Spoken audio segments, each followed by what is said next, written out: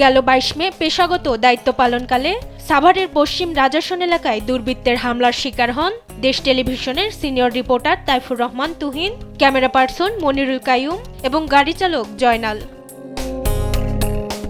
ঘটনার পর দ্রুত পুলিশের ঘটনাস্থলে না পৌঁছানোর কারণে শুরু হয় আলোচনা সমালোচনা। অভিযুক্ত মাদক ব্যবসায়ী শামীমের পালিয়ে যাওয়াকে কেন্দ্র করে পুলিশের কয়েকজন কর্মকর্তার বিরুদ্ধে অভিযুক্তের সঙ্গে সখ্যতা ও যোগাযোগের অভিযোগ ওঠে। এরই পরিপ্রেক্ষিতে প্রথমে সাভার মডেল থানার ৩ পুলিশ কর্মকর্তাকে প্রত্যাহার করা হয়। পরে থানার ভারপ্রাপ্ত কর্মকর্তা আরমান আলীকেও প্রত্যাহার করে পুলিশ লাইন্সে সংযুক্ত করা হয়েছে। বুধবার এক সংবাদ সম্মেলনে বিষয়টি নিশ্চিত করেন ঢাকা জেলা পুলিশ সুপার শামীমা পারভীন। ৩ জন পুলিশ সদস্যের বিরুদ্ধে আসামি গ্রেপ্তারে অবহেলা বিষয়টি পরিলক্ষিত হয়।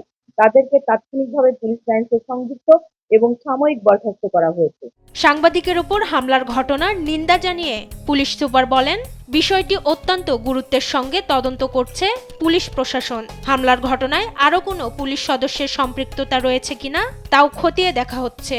উক্ত ঘটনার সাথে সংশ্লিষ্ট মাদক ব্যবসায়ী ও সন্ত্রাসী চক্রের সাথে অন্য কোনো পুলিশ সদস্যের সংশ্লিষ্টতা বা সংযোগ আছে কিনা সে বিষয়েও খতিয়ে দেখা হচ্ছে। হামলার ঘটনায় ওই রাতেই অভিযুক্ত শামীমকে প্রধান করে ২১ জনের নাম উল্লেখ সহ অজ্ঞাতনামা আরও ৪০ থেকে ৫০ জনকে আসামি করে সাভার মডেল থানায় মামলা দায়ের করা হয়। পুলিশ জানিয়েছে, মামলায় এখন পর্যন্ত ১১ জনকে গ্রেপ্তার করা হয়েছে এবং বাকি আসামিদের ধরতে অভিযান অব্যাহত রয়েছে।